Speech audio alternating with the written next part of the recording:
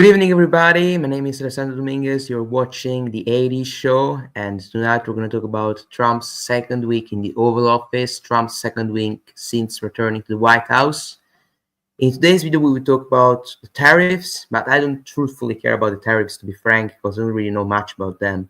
But I will talk about the immigration situation regarding Trump, which is, I would say, disappointing, but expected at the same time. I think it is improbable, to say the least. I don't want to say the word impossible because nothing is impossible, but I think it's very difficult that we'll see deportations. I think the maximum we can aim at is what Obama deported, which sounds extremely disappointing, but few people know that Obama is the king of deportations, at least in recent history. As the former president, the 44th president, deported 3.2 million people in his two terms. I think he deported like 1.6 million people in his first term, and I think he did the same more or less in the second term. So we will talk about this mainly, and immigration as a whole, actually, because it's a rather complex and interesting topic which I want to discuss. And the West as a whole, not just America, so also the European continent has been having problems with immigration, and the reasons are clear. And the consequences that the flux of migrants has been having upon European nations is devastating, to say the least. And I have talked about this at length in my videos, but we will talk about this mainly, guys. And this is the first episode I record live, and it might start to be a tradition. Tradition is the wrong word, actually, something which happens frequently. I'm missing the word, I can't think of it, but we'll talk about this without a doubt. So let's start with immigration, guys. So Trump has been deporting, not Trump, Tom Homan, the border czar, and ICE have been deporting a mere, I would argue, I think they're averaging 700, 800 deportations daily, which sucks. Guys, 700 deportations per day doesn't even scratch the surface. Because America has had 10 million people coming into the country, released into the country in the previous 4 years. And to deport all of them, you would need 6,000 deportations daily, more or less, I think. That's not going to happen. There are many reasons for that. So the first reason is because they don't have the money. ICE doesn't have the money. And whether you like it or not, they will need billions of dollars from Congress, from both the House of Representatives and the Senate. And Republicans are, I'm not going to say likely, but they will possibly lose the House of Representatives because they've got a 2 majority. The majority the Republicans have in the House of Representatives is 2, which is absolutely thin. It's razor thin. It's almost nothing. In the Senate is a bigger majority without any doubt, of course, because they have got a majority of 3 plus J.D. Vance, the tiebreaker, so it's actually 4, because if it's 50-50 like with Pete Hegseth, I pronounced it wrongly, I'm sorry, J.D. Vance can break the tie and do the job for Republicans. But the thing is this, they will never deport 10 million people. It's not going to happen. There is some argument you can make that America needs to deport even more people, more than 10 million people.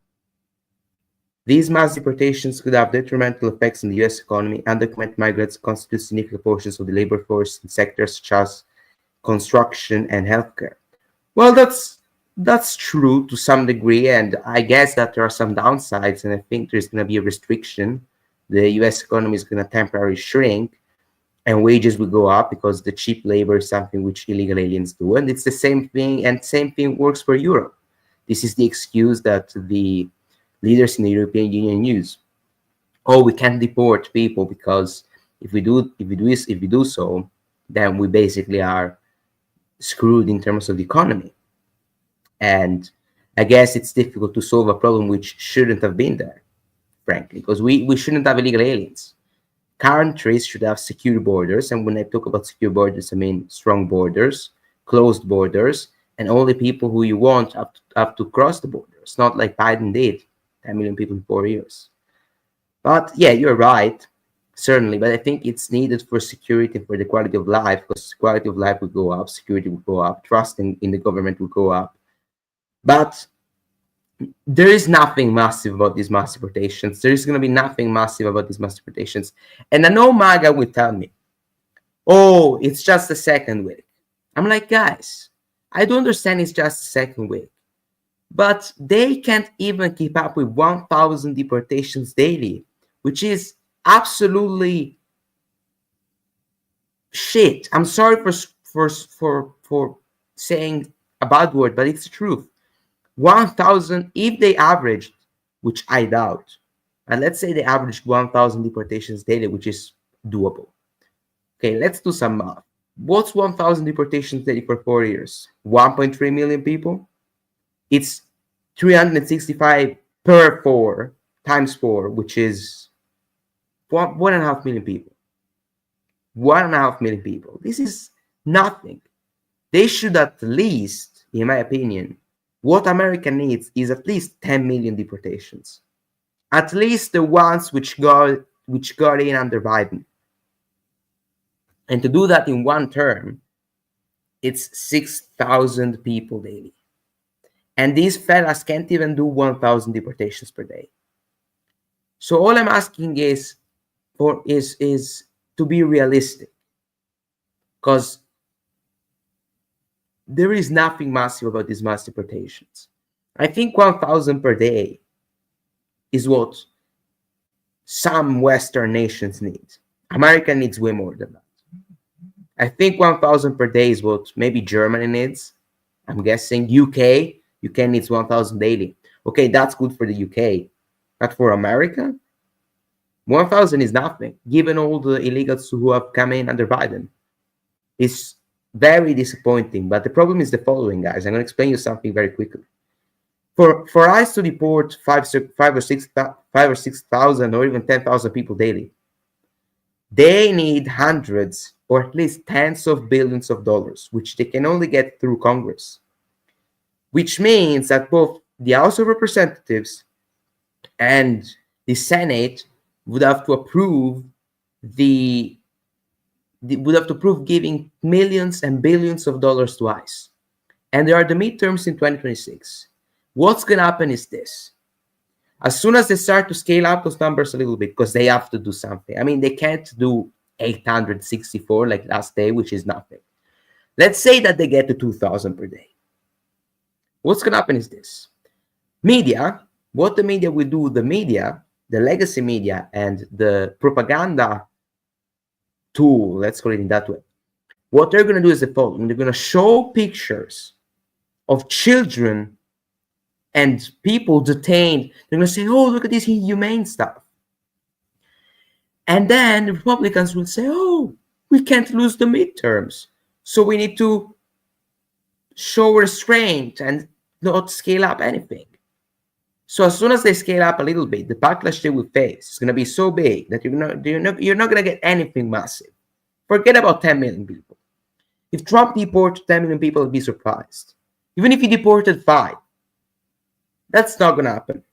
It is not going to happen. And as disappointing as it sounds, it's never going to happen. Because 10 million people is a number too big to fathom in regards to deportations. It's not going to happen. I'm sorry for saying it. And then also, after they lose the midterms, if the majority in the Senate shrinks, which could happen, and if the majority in the House of Representatives shrink, which could very well happen, and gets to a point where there is a disadvantage, which means that the Democrats have got more seats, forget about it. So we would see the proportions of these mass deportations in the first 2 years until the midterms arrive, I think. And then it is game over. I'm talking about the deportation, Eugene. Deportation are going very badly. And it's actually, I would even say it's the wrong word, because I expected this. I even said it, I think. The numbers are extremely low, and numbers are not good enough, because let's take into consideration that 10 million people have come into America with Biden as president. To deport all of them in Trump's term, which basically means to go back to 8 years ago when Trump was inaugurated the first time, Trump would need to deport 6,000 people daily. Go next and go look at ICE. ICE has been posting the amounts of deportations they've been carrying out daily, and it's short of 1,000 deportations. There was a peak of 1,100, then go down to 900, then 800, more or less. And this is nothing. This doesn't even scratch the surface, as I said. If you want a good number of deportations for America is at least 4,000 or 5,000 daily, I think. For 4 years, strong 4 years. And Trump will secure the border and has secured the border massively because the apprehensions at the southern border have gone down massively, drastically. We're talking about 93% fewer apprehensions under Trump than under Biden, which is an extraordinary goal. Okay, fine, that's great, but that's the bare minimum, given all the millions of illegals that have come in under Biden. That's the bare minimum, guys. It's the bare minimum. And another thing which I'd like to add here is the fact that if Trump doesn't build the wall, which he won't, because he's never talked about the wall, Trump has never talked about the wall in the 2024 campaign. So forget about the wall. That's never going to happen, unfortunately, I'd argue. And I am in favor of the wall as a preventive measure, because what happens with an incompetent leader as president, and we've seen it with Biden, we saw it with Biden, is that he undoes the executive orders. And executive orders are not decisive. Trump undid, I think, 88 or 93 executive orders Biden did in one day. And the next Democrat who comes in, Gavin Newsom, or whoever the hell they will have, it's going to be the same. And the border is going to be wide open again. On the other hand, if you build a freaking wall, a 30 feet wall, there are going to be way fewer apprehensions at the border, even if an incompetent person comes in. So that's why you need the wall with urgency, I'd argue. You need the wall. It's not going to happen. They're not going to build the wall. I don't think it's going to happen. If they did, I'd be surprised. A lot of mass protests have erupted in response to deportation raids. How should Trump deal with it? Very simple. Keep carrying them out. What? Protests by Mexico? Who gives a shit about Mexico, frankly? Let's be honest here. Why should America care about Mexico? They should to some extent. But let's be real. The reason why there are deportations, the reason why there is such a big mystery, let's use this word, which I don't like, to be frank, but let's just use it. The reason there is a big mystery and a big sort of embarrassment around Trump's deportations is because it's Trump who's doing them.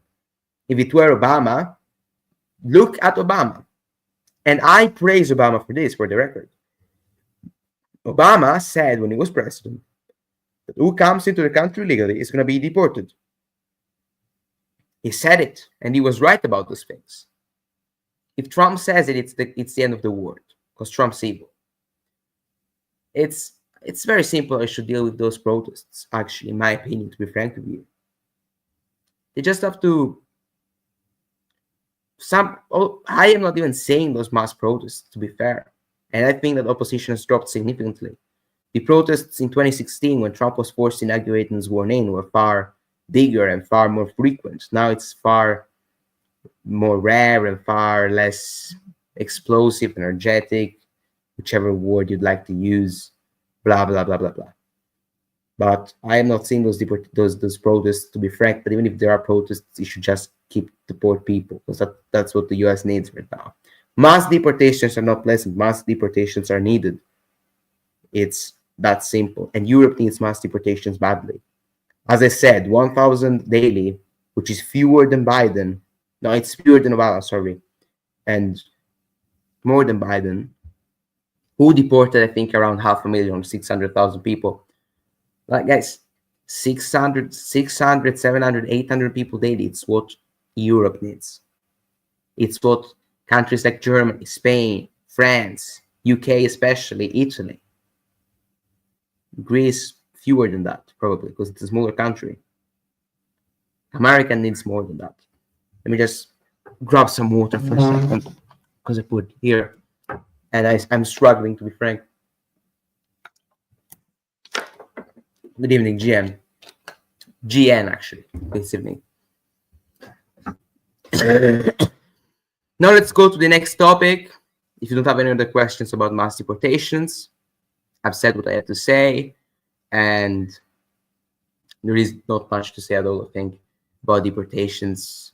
I think that Mag is just delusional in some ways. Let's talk about the tariffs. So I don't even know much about tariffs, to be frank. But what Trump wants to do, and you can agree or disagree with it, that's your prerogative, not mine, is he wants to prioritize, he wants to actually push the made in USA products and local production of products. Let's just put it in that way. I think prices, they say that prices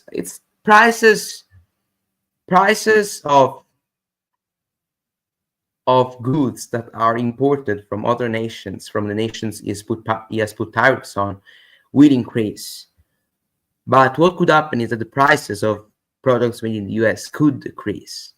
And I got a question from a dude a few seconds before I started the live stream. And he was like, how can you support Trump from Europe when he's imposing tariffs on Europe? And the reason is as simple as follows. I support Trump as a European because cultural changes are more important than political changes. Because cultural changes change everything. Political changes is nothing. It doesn't really matter, to be frank.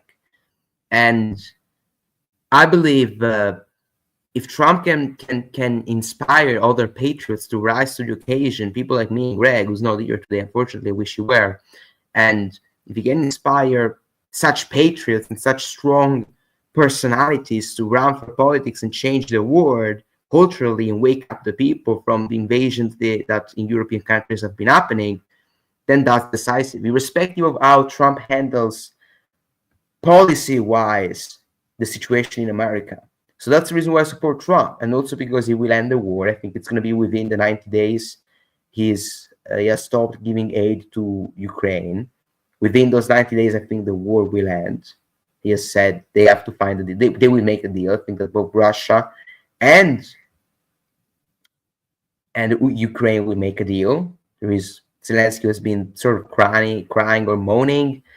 Putin has been more silent. They have lost hundreds, millions of people have been dead and have been killed, in this war. So I think this war is going to come to an end pretty soon, hopefully. I'm hopeful. The ceasefire, I hope that it will last. And we'll talk about this. Let's talk about the Middle East, guys, because I don't really care about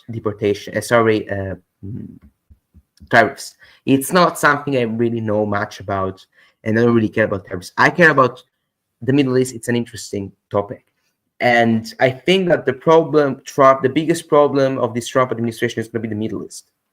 Because Trump needs to avoid a war with Iran. Because if Trump starts a war with Iran, he's basically the normal Republican.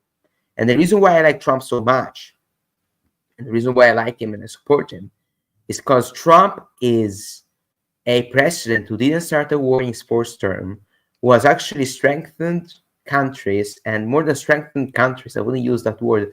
I think he has strengthened relationships between countries, which is an extraordinary result. And he was a peacemaker, he wasn't a warmonger, differently to Biden and Kamala Harris, differently to Bush, Obama, Clinton. I don't know about Reagan, to be frank. Also Reagan. I think that Trump was the first president not to start a foreign war in 71 years, which is a rather great result. And even haters of DJT can admit it's a great thing. Or maybe they won't because they've got Trump derangement syndrome to extents, which is incurable. But irrespective of how big their derangement syndrome about Trump is, that's a great thing. And the problem with the war in Iran is the following, guys. If you've been following the situation in America, you know this very well.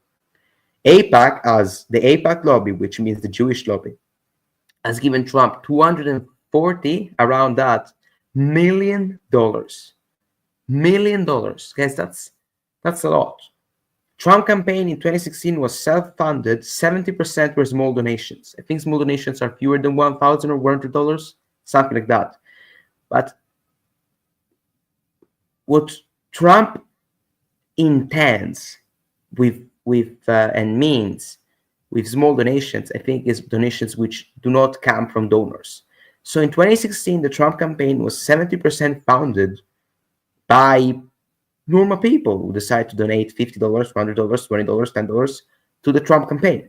In 2024, it wasn't like that.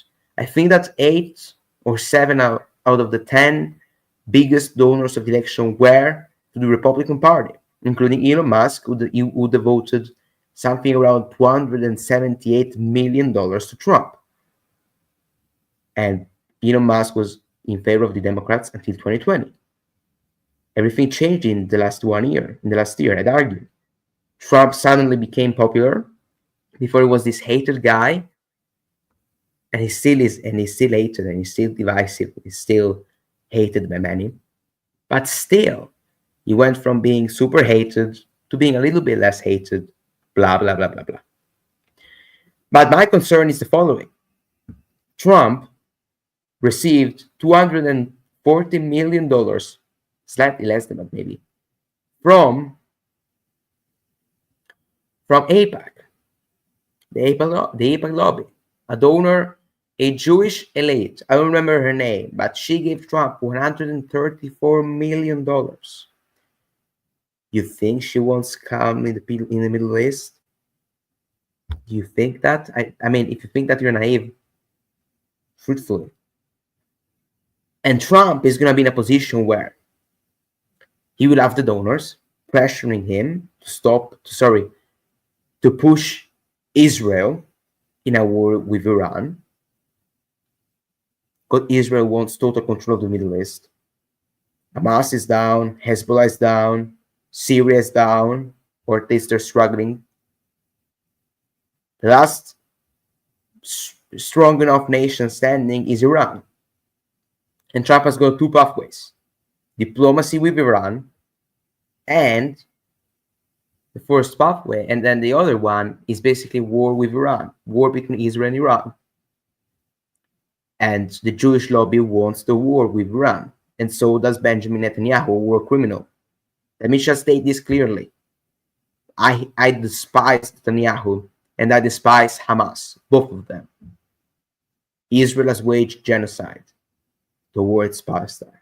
That's genocide. Very frankly, it is. And Hamas did a terrorist attack, big one. 1,200 people were killed, I think, on October the 7th. But such an event doesn't justify annihilating a whole populace. I'm just saying. I'm not even taking a part. I'm not even supporting Israel or Palestine. I'm just saying something basic, in my opinion, which is very controversial, but I don't truly care. There is 2 people watching. I mean, it's not going to get me in trouble here. And if it does, it's going to be entertaining. You respect it. So Trump is going to be in a situation where he's got the MAGA base and the Jewish lobby. The Jewish lobby and the lobbyists will pressure him. And the same thing is going to happen with legal immigration. But let's just talk about the Middle East first. He's going to find himself in a position where the Jewish lobby says, listen, there is this war in Iran. We need to do it. But MAGA is against that. And Trump will have to show resistance. Let's see if Trump will go for diplomacy. If Trump goes with diplomacy with Iran, there's going to be a war, which is my hope. But I think it's kind of 50-50, to be frank. There could be a war with Iran very easily. I wouldn't be surprised. And the other problem, the other issue there is that what Israel could do, and Netanyahu, is say Israel is in a position where its safety is threatened by Iran. And then what can Trump do there? Not help Israel? Is he going to do that? I would praise him to extents you've never seen before. I would be like, Trump's the G, Trump's the GOAT. Hands down, the GOAT. He still is. But that would be even more the GOAT. But the thing is this. The war with Iran is extremely probable. And Netanyahu is going to go all in. Very simple. They will try. I hope that Trump pursues diplomacy. I hope that Trump goes against the donors. But we are relying on a single 78-year-old man against a lobby of younger people. I mean, if there is anybody who can do it, it's Trump. But we are really relying on a 78-year-old man to shut down lobbyists and billionaires. looks complex. Let's just leave it there. It looks complex. It looks difficult to me. Very difficult. It's a 70. It is the GOAT. Okay, he's got energy. That's true. But it's a 78-year-old man against a stacked lobby of elitists. And same thing with legal immigration. Trump is against H-1B visas. He's becoming in favor of them because Mark Zuckerberg and Elon Musk told him to. Probably. That's the reason. MAGA base is against that. We've seen it with people like Steve Bannon, loyalists. People like all of the other MAGA guys. MAGA is against legal immigration. But the tech elite, no. And those are the two big problems with Trump. And I think it's going to be, frankly, I think it's going to be hard for Trump to deal. The thing is, guys, we are relying on an 80-year-old man against a stacked lobby. It's at the very least difficult and a complex scenario. It's objectively difficult. It's a 180-year-old man against a lobby of younger people. We're asking a lot, and it's gonna be hard. That I can tell you. So that's the biggest problem. That's the biggest problem. That's the biggest concern. It's gonna be, frankly, hard. And I hope that, and there is a meeting with Netanyahu. We'll talk about this now. From the body language, we will understand things. I hope that Trump will be strong. And I hope that Trump doesn't start a war with Iran. But I have got some doubts. Frankly, I've got some doubts. Because now everything looks great, and blah, blah, blah, blah, blah. But the donors, keep your eye for the donors. Because you will see. You will see this. It is going to happen. And the tech elite will rebel and turn on Trump when deportations start to get a little bit too expensive. So that's why I think deportations will be, what, 1.5 million people? Not more than that. Maximum, I think the best we could look at is 4 million people. That's what we're talking about. At best, 4 million people. At best. At worst, 1 million people. Even slightly fewer than that. I hope they deport as many as they did, at least in the first term. But guys, this doesn't even scratch the surface. In 2016, it was estimated that from Yahoo, I think, or something like that, that 23 million illegal aliens were in the US. Illegal aliens, I'm talking about people who shouldn't be in the country but are in the country.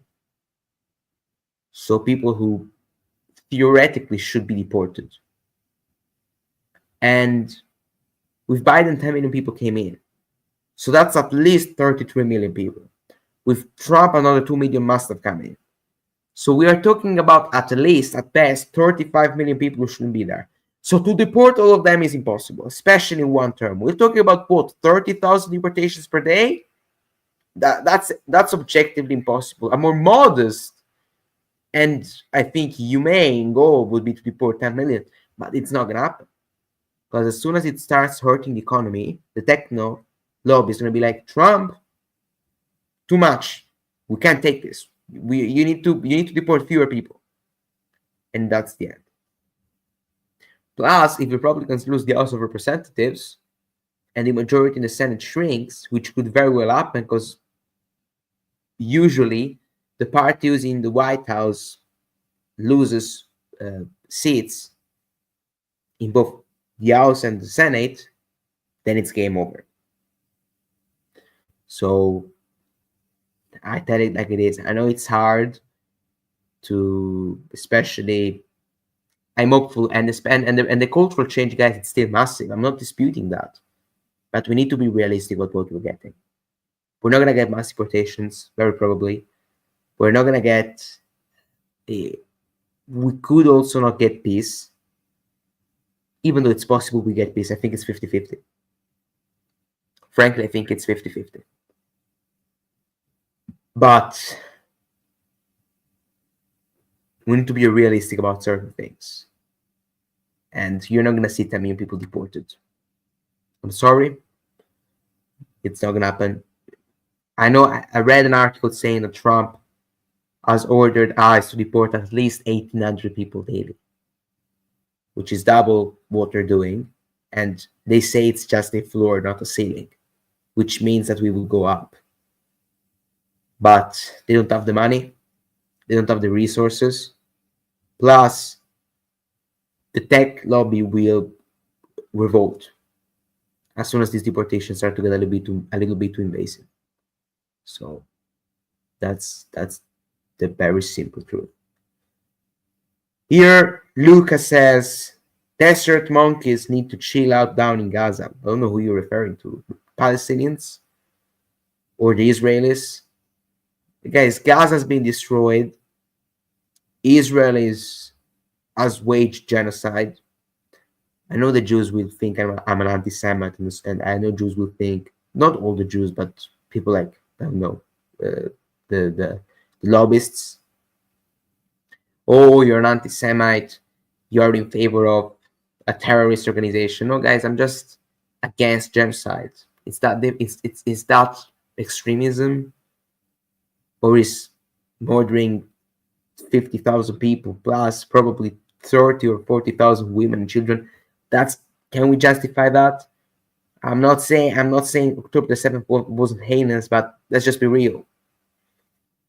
So this is the situation regarding those things. But Trump will still bring great things, like the destruction of the and the woke virus. Okay, that's great. Trump has destroyed the corrupt and far left lunacy of gender. Okay, that's great.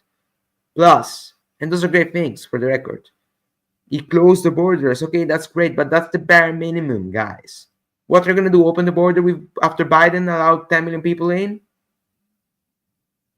If we don't get a wall, which is not gonna happen, if we don't get 10 million people deported, then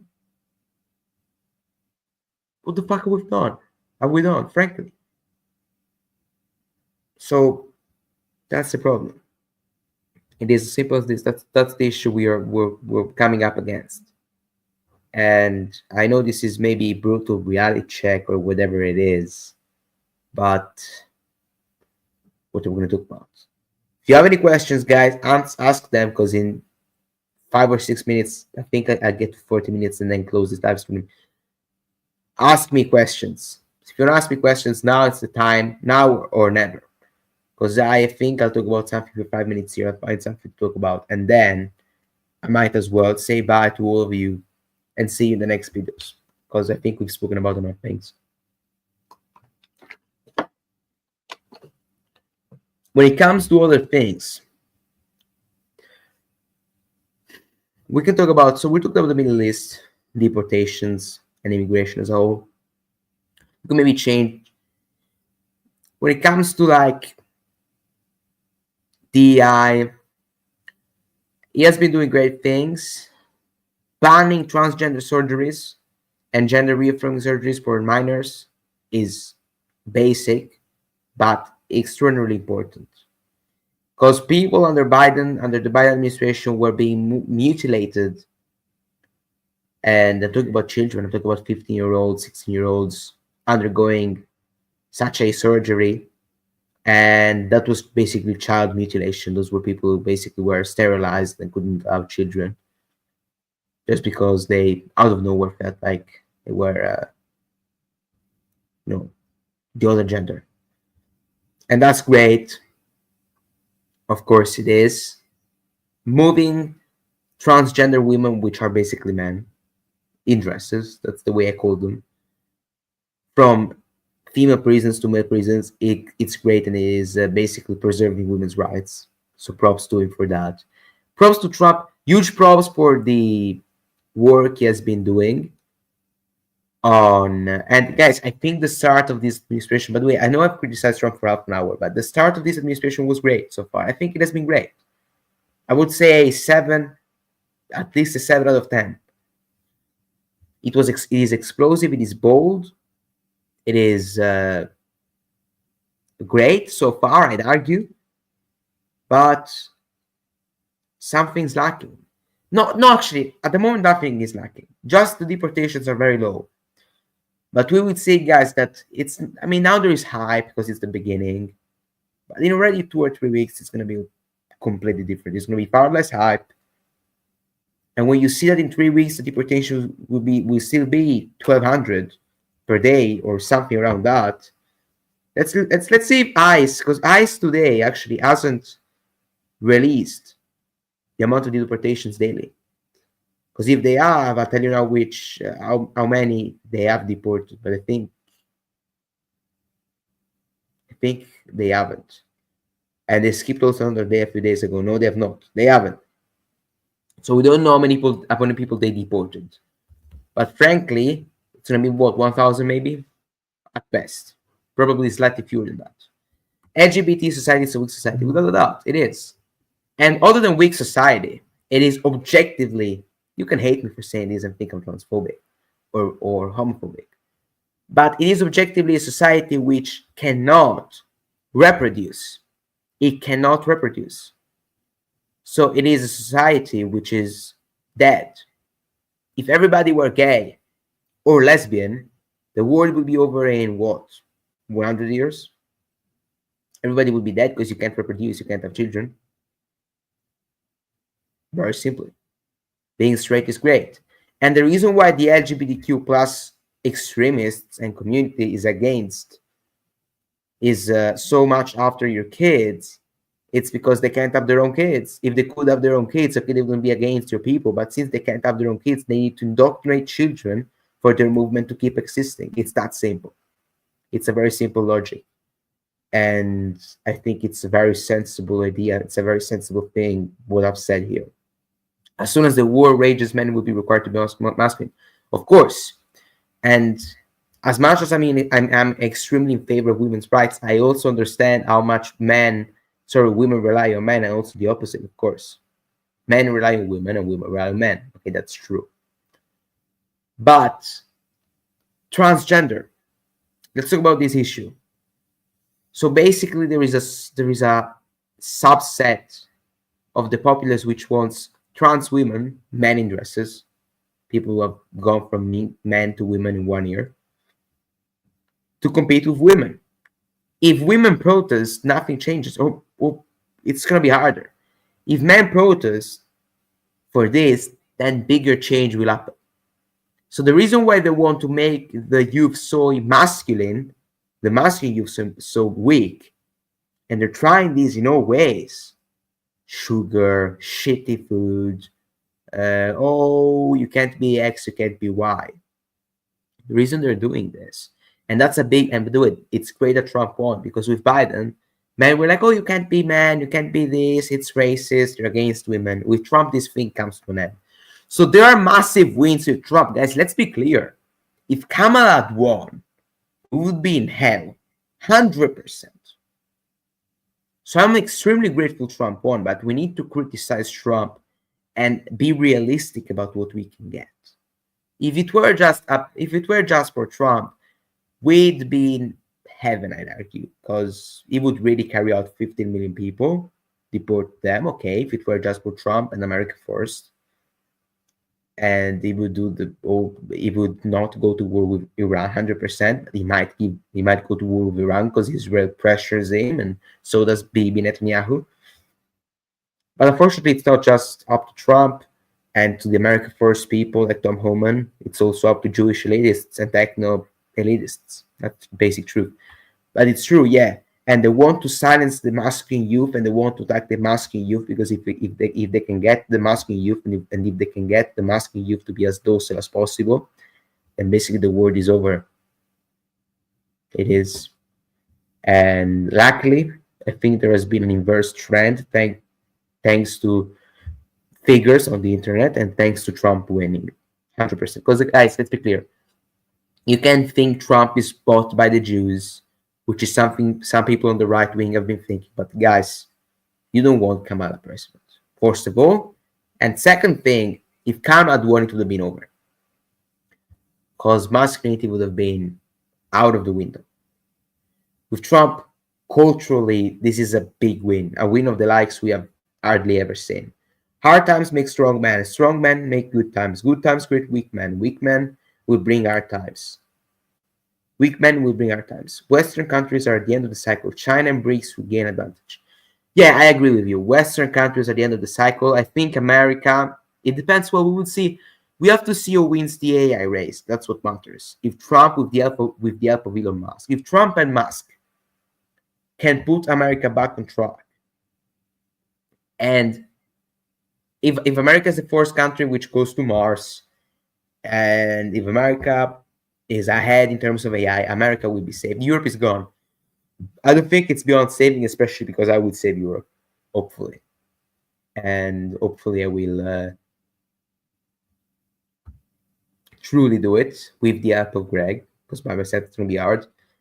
But Europe needs a cultural change and needs a complete and utter revolution, which I intend on starting. If I ever got in a position where I could start it, I would try to start it. Not with violence, just with cultural change and with strength and honor and courage and bravery. But if things don't change, we will end up looted by China. I hope the US wins. I think it's either US or China. And the US needs to avoid Russia and China creating a strong relationship because US against Russia and against China is one thing. US against both China and Russia, it's a problem. Because they've got the people, they've got the army, they've got the technology. America against such a strong allegiance, that's hard. Still doable because America is America, but we would see. It all depends on Trump and Elon Musk. If those two folks hadn't been there, because Trump brings the cultural change, which is massively important. Nationalism, I know you hate this word, but patriotism, let's use a better word, and national pride, are back on the table with Trump as president. And Elon Musk can really put the American flag on Mars as the first nation, and can really help with AI, electric cars, auto-navigated cars, so cars which drive by themselves, and all those things. Okay, with those two things, America is back on track, and we would see. It's either looted by China or looted by America. Either one of the two. I'd much rather looted by America, because China hides loads of things. I prefer America, frankly. But we would see whether America wins the battle in the end. If you have any last questions, ask them, because I'm about to close the live stream, since we've got it to 43 minutes. I think it was a great one. If you have any other things to add, I'll wait for a few minutes, and then I will end these live streams. We need Elon Musk to give us orbital superiority. I believe in him. Yeah, we need Elon Musk, as I said. Trump and Elon Musk. That's who we need. And Trump for the cultural change, and Trump for the, as I said, destroying with DEI, governing, and Elon Musk is needed. First of all, he's doing a great job with Doge, and Doge is going to be decisive. It's going to boost the American economy. And for space, it's important, because if America is the first country who goes to Mars, first, before then China and Russia and whatever country in the Eastern Hemisphere, then America is still superior. It's America against China, truthfully. China and Russia, I would say. It's America against China. And if America wins the battle, which with Trump is possible, and if that happens, then America is in charge of the world. If that doesn't happen, then then China takes over. No, Russia, I don't think. Well, Russia, I'm not counting Russia. As I said, Russia needs to avoid. Sorry, America needs to avoid Russia and China. They need to avoid Russia and China creating a strong allegiance. Because if Russia and China become strong allies, they already are allies, possibly. I'm not really versed on foreign policy and relationships between countries, so I might be saying something fallible and wrong. I don't know if they are allies. They could be. But if they create a strong allegiance, then they have the people, China, strong military. Both countries have got a strong military, especially Russia. They've got the nukes, both of them do. and they've got technology with China. So that's a freaking strong thing. America, on the other hand, doesn't have as strong as allies. I mean, Europe. Europe doesn't have nukes, doesn't have many of them, and Europe doesn't have military by extension, because if you don't have nukes, you don't have military, and population is going down, you don't have the people.